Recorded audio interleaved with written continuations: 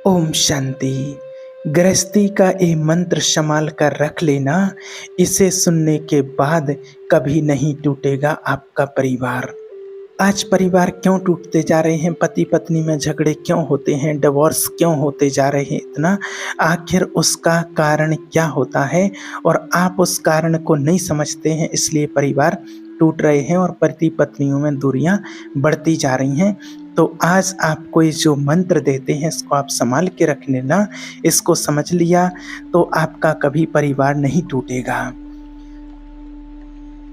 2 दिन पहले की बात है, एक भाई का फ़ोन आया नोएडा से और वो कहते हैं कि भाई मेरी पत्नी थी और उन्होंने आत्महत्या कर ली है, फांसी लगा ली है। हमने पूछा क्यों? बोले भैया जब तक जिंदा थी तब तक तो वो उसके साथ मैंने कभी अच्छा व्यवहार किया नहीं, कभी प्यार से बात नहीं की, कभी प्यार से उसको बुलाया नहीं, सदा मैं उसको डांटता रहता था। आज मर गई तो पता लग रहा है कि उसकी कमी कितनी बड़ी थी, कितनी बड़ी कमी खल रही है। उसकी कमी केवल वही पूरी कर सकती थी, अब कोई पूरी नहीं कर सकता।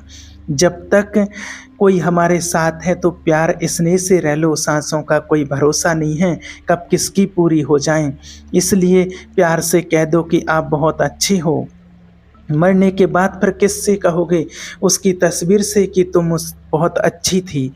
अरे जीते जी अभी कह दो उससे, मरने के बाद तो फिर सब कहते ही हैं अपने अपने ढंग से। जीते जी मैं अलग तरीके से आपको सब प्रकार से बताते हैं कि मरने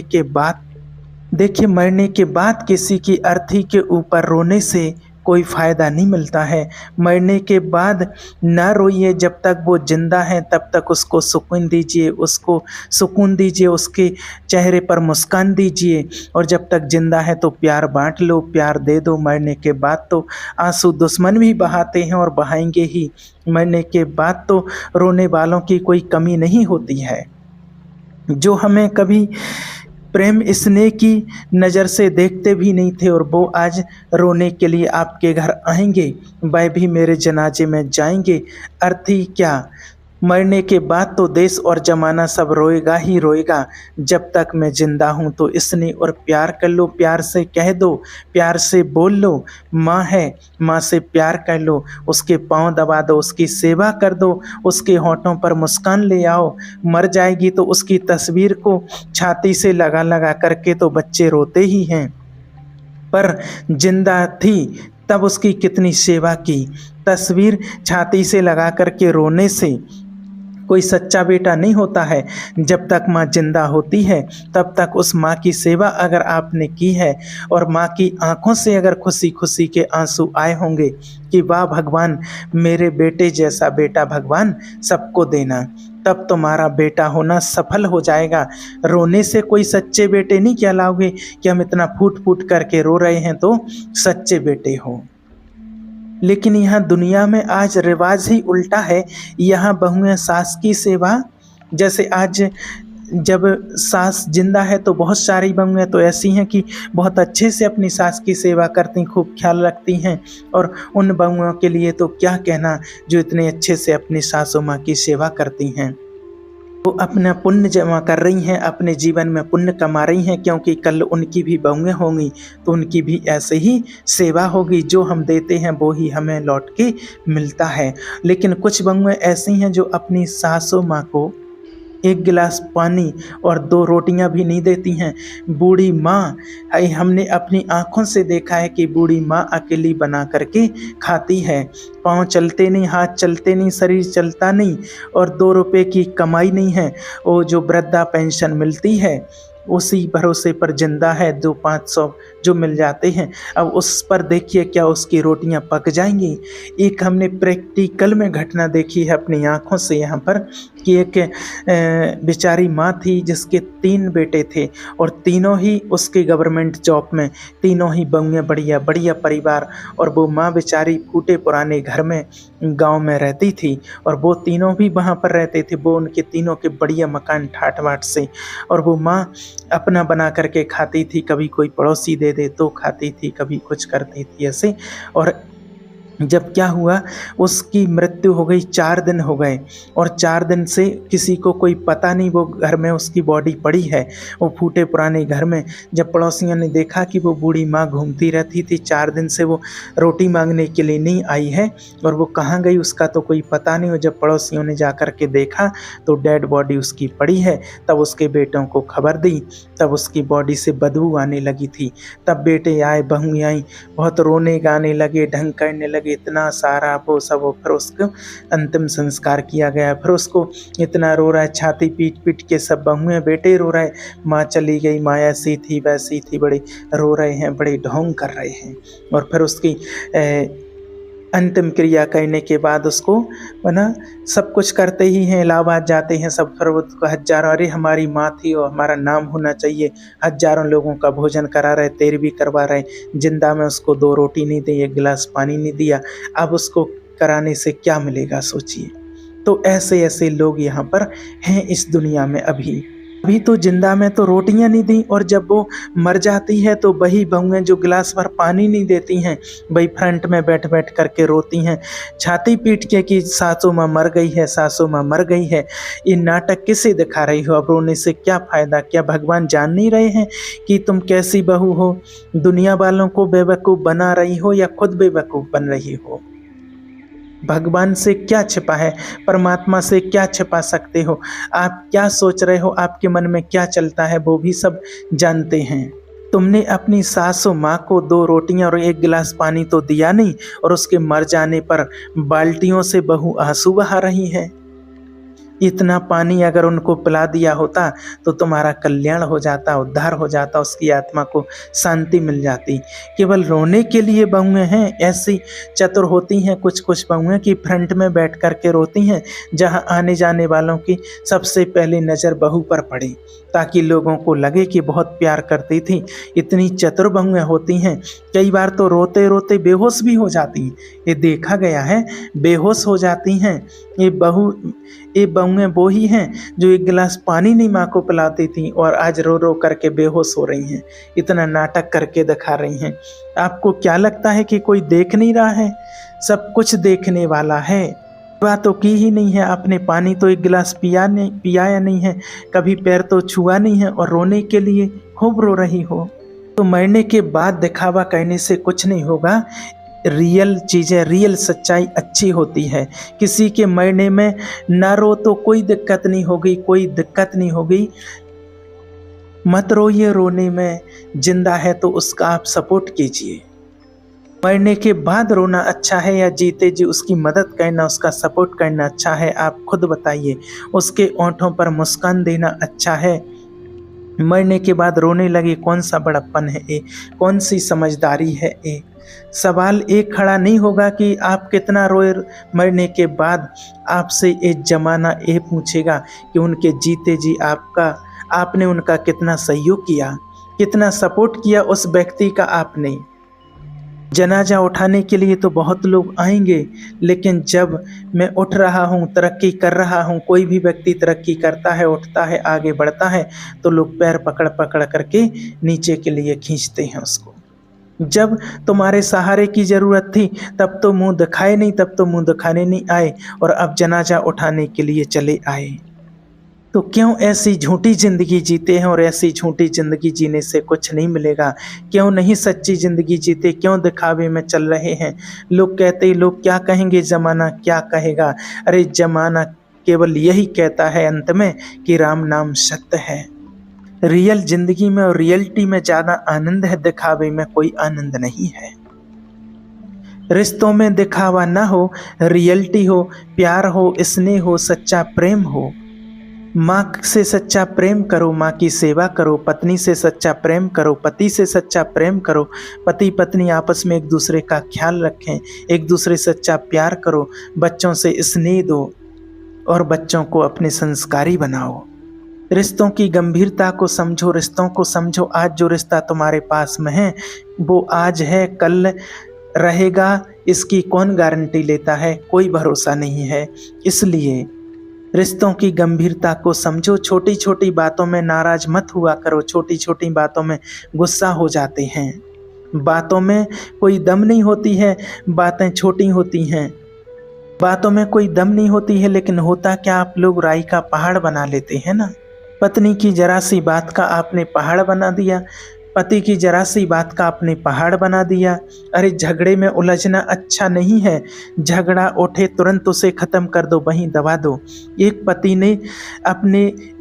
ने अपने पति से कह दिया कि तुम जानवर हो।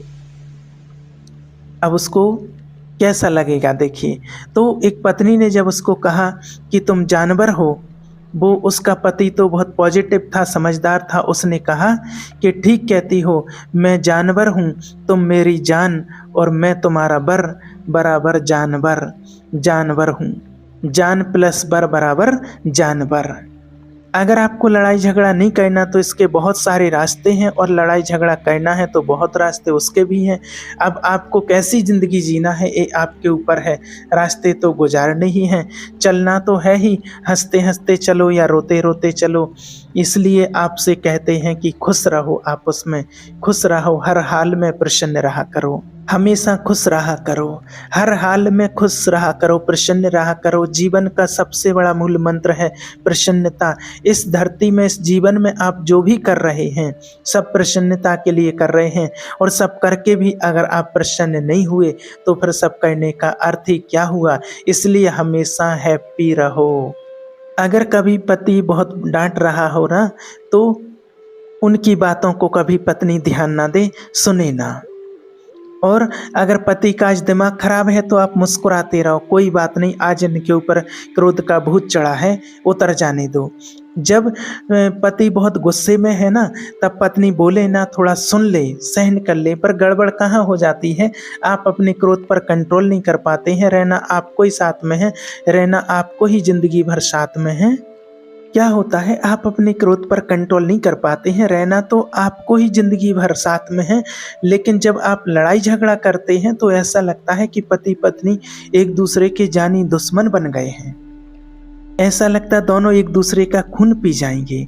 एक पल भर का क्रोध, क्या इस क्रोध से कभी आपका जीवन गुजर जाएगा? जीवन प्यार से गुजरना है, प्रेम से गुजरना है। इसलिए क्रोध जो है वो सबसे बड़ा दुश्मन है आपका। पति पत्नी के प्रेम को एक क्रोध अलग कर देता है, इसलिए वो दुश्मन बन जाते हैं। क्रोध हम सबका दुश्मन है, हाँ या नहीं, आप खुद जवाब दीजिए इसका। तो जब क्रोध जब दुश्मन है तो फिर इस दुश्मन को आप जब चाहे क्यों बुला लेते हो अपने पास। इसलिए पति गुस्से में है तो आज पत्नी अपने संस्कारों का ख्याल रखे, इस बात का ख्याल रखो, समझा रहे समझ का ख्याल रखो, कोई उत्तर ना दो, और पति जब ठंडे हो जाएं तब बात कर लेना। और आज पत्नी बड़े गुस्से में है तो पति बिल्कुल चुप रहे, हाँ हाँ आप ही बोलो, हम सुनेंगे। सुन लो, एक बोले दूसरा सुन ले तो सब कुछ ठीक हो जाएगा। जो कुछ भी बोल रही हैं बोलने दो एक दूसरे को, उसकी मर्जी है, आज बोल लेने दो। और बोलने का तो क्या है, कुछ भी बोल दे आदमी गुस्से में, कुछ भी निकल जाए, कर ले तो दोनों को एक होना ही होना है। पति पत्नी के झगड़े में कभी तीसरे व्यक्ति को नहीं बोलना चाहिए, ना तीसरी को एंट्री करना चाहिए, नहीं तो वो उसको मूर्ख गिना जाता है। कई बार क्या होता है, लड़की जरा सा झगड़ा करके मायके चली जाती है और उसकी माँ भी ऐसी ही। और कुछ तो माँ बहुत समझदार होती हैं जो अपनी बच्ची को कभी ऐसा नहीं करती, लेकिन कुछ माँ ऐसी होती हैं जो बच्ची झगड़ा करके भी गई हैं और वो माँ के पास गई हैं, उनके लिए कहते हैं, वो एकदम बेवकूफ़ी का परिचय दे देती हैं कि हाँ बेटी तुम आ जाओ, हमारे घर में क्या खाने की कमी है क्या, आ जाओ, यहीं रहना, मायके में ही रहना, और हम दामाद जी से बात करेंगे। क्यों दामाद जी, हमारी बेटी को जरा सा भी सुख नहीं दिया है। दामाद कहता है, पति समझा रहा, सासू माँ अरे वो जरा सी बात पर लड़ कर के चली गई है, हम सब जानते हैं तुम कितने गहरे पानी में हो, ऐसा दामाद को सुना रही है। अब क्या होता है, ये सासू माँ और घी डाल रही हैं आग में, स्वाहा कर रही हैं, बेटी का सुख उसमें स्वाहा कर रही हैं, बेटी का पति उसमें स्वाहा कर रही हैं। एक बात याद रखना, बेटियों का घर बर्बाद करने में माताओं का बहुत हाथ होता है, माँ का हाथ होता है इसमें, सभी माँ का नहीं होता है, कुछ माँ ऐसी होती हैं जिनका हाथ होता है। क्या गलती होती है रिश्तों में, क्या गलती होती है? देखिए, ऐसा कौन सा घर है जिसके घर में झगड़ा ना होता हो, बताइए? ऐसा कोई घर है जिसके घर में झगड़ा ना होता हो? सबके घर में झगड़ा होता है, लेकिन बेटी झगड़ा करके, और बेटी जब आई तो माँ ने बेटी का पक्ष तो सुन लिया, लेकिन माँ तुम्हें समझाना चाहिए कि बेटा तुम्हारा ससुराल ही तुम्हारा घर है, कोई छोटी छोटी बातों में झगड़ा हो जाता है। हाँ, अगर बेटी के ऊपर कोई बड़ा अत्याचार हो रहा, कोई बड़ी बात हो रही है, तो आपका बोलना उचित है, फिर ज़रूर बोलिए। फिर बेटी का पक्ष लेना सही है कब?